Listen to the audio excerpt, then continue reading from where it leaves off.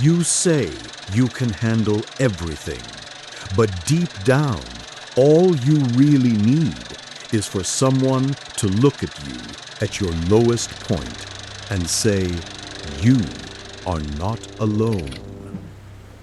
You say you can handle everything, but deep down, all you really need is for someone to look at you at your lowest point and say, you are not alone.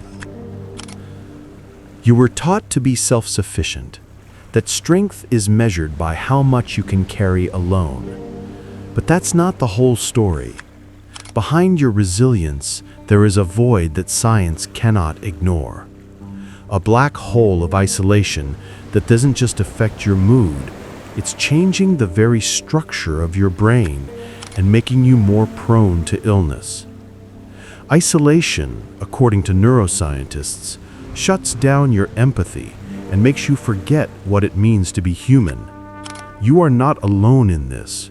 Social emptiness is the real silent pandemic.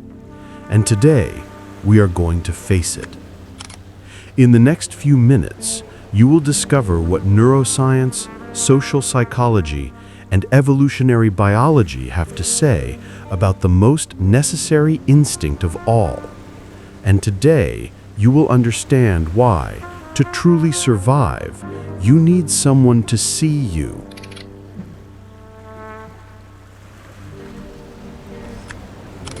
What you are about to understand today is the secret that biology forced us to forget during the era of hyperproductivity and fierce individualism. Extreme loneliness is not a passing mood that you can ignore with a good book or a quick distraction. It is a primal danger signal, as urgent and fundamental to your survival as the pain you feel from burning yourself, or the desperation generated by extreme hunger or thirst. When you have no friends, or when you deliberately isolate yourself under the banner of total independence, your entire body, at a cellular level, enters an evolutionary emergency mode.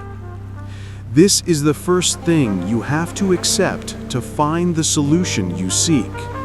You are not an island capable of generating your own land, your own water, and your own oxygen out of nothing.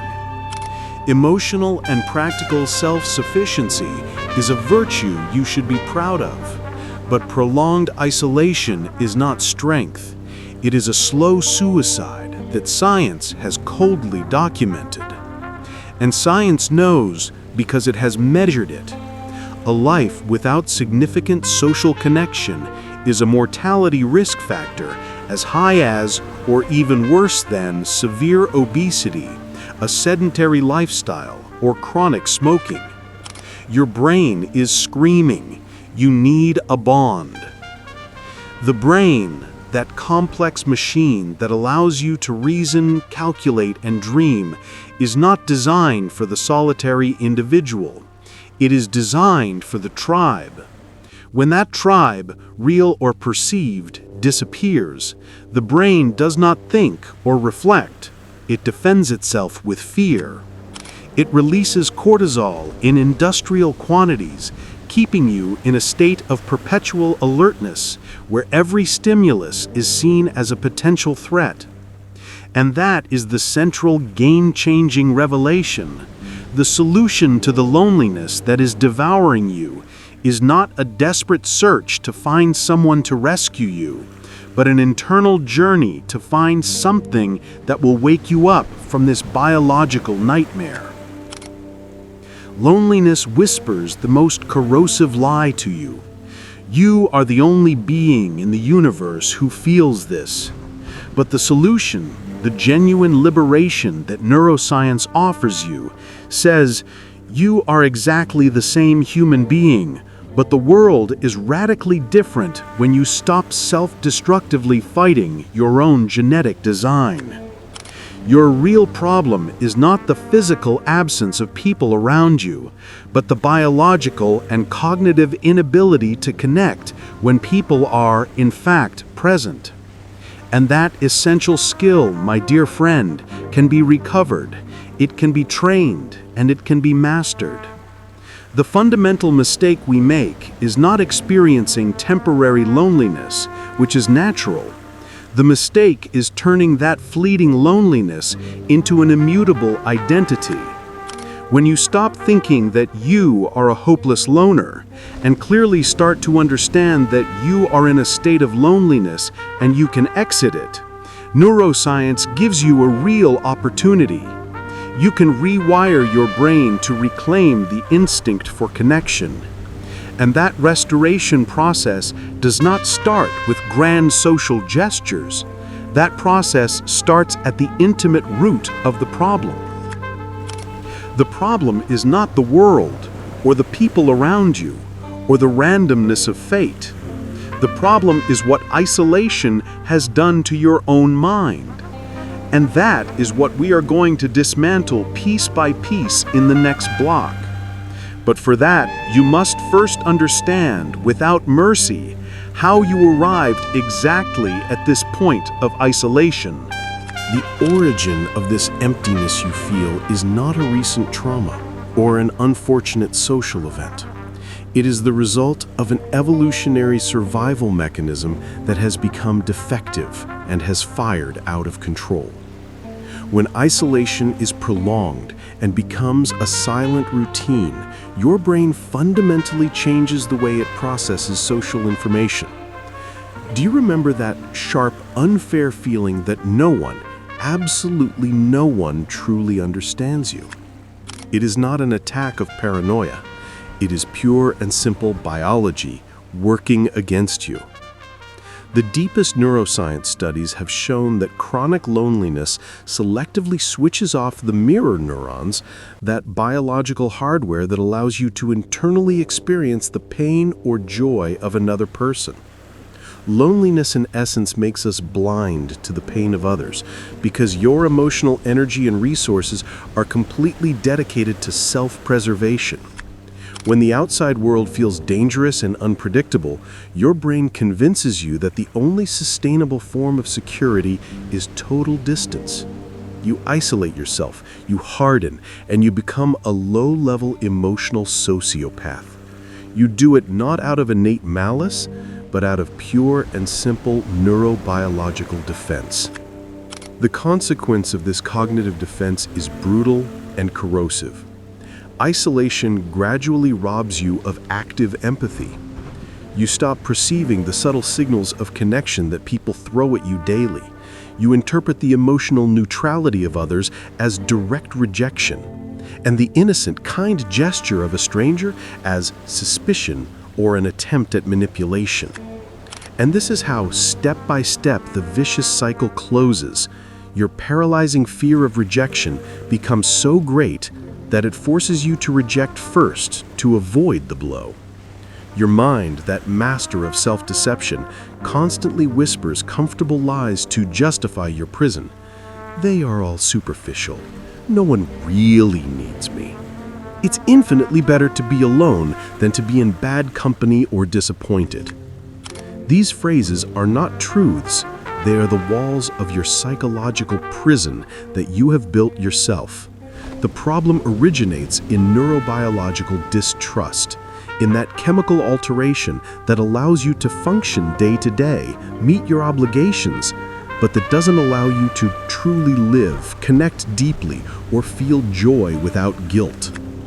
And if you fail to actively reverse this process of isolation, the physical consequences are much more devastating than you imagine. Your body reacts as if it were under constant attack.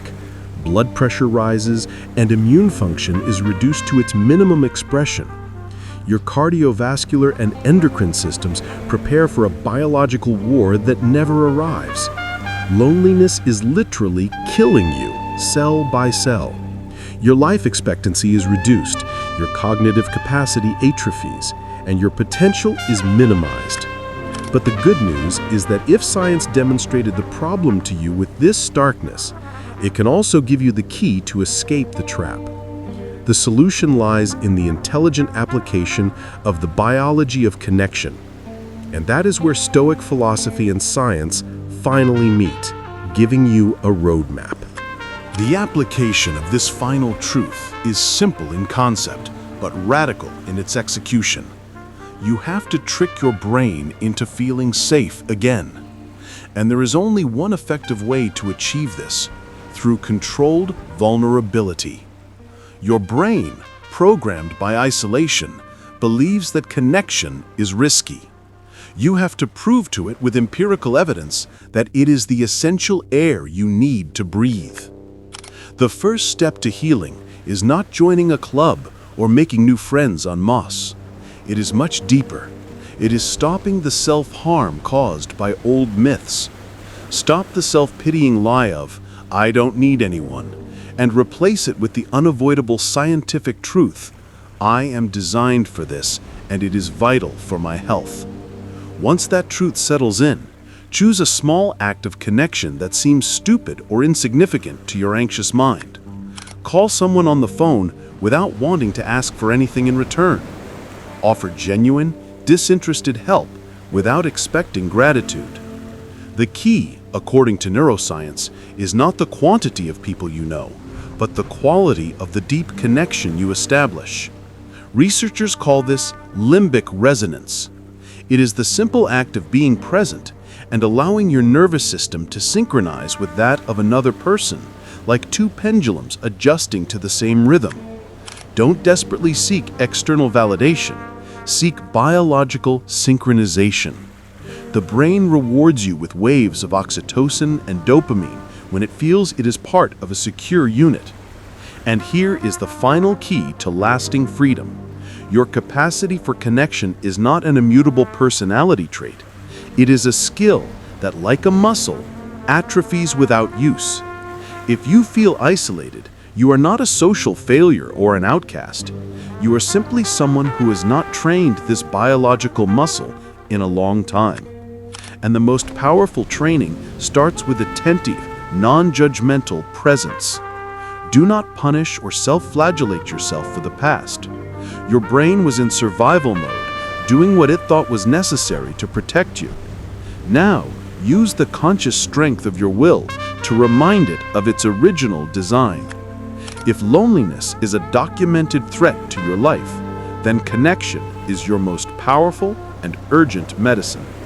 It is more important for your longevity than daily exercise or perfect sleep. Make connection a conscious and non-negotiable priority. If you think this video could help a family member or friend, share it with them. I'm sure it will be helpful. And if you want to continue hearing ideas that will help you keep growing, subscribe to the channel. Your support is essential for us to continue growing together. Thank you very much.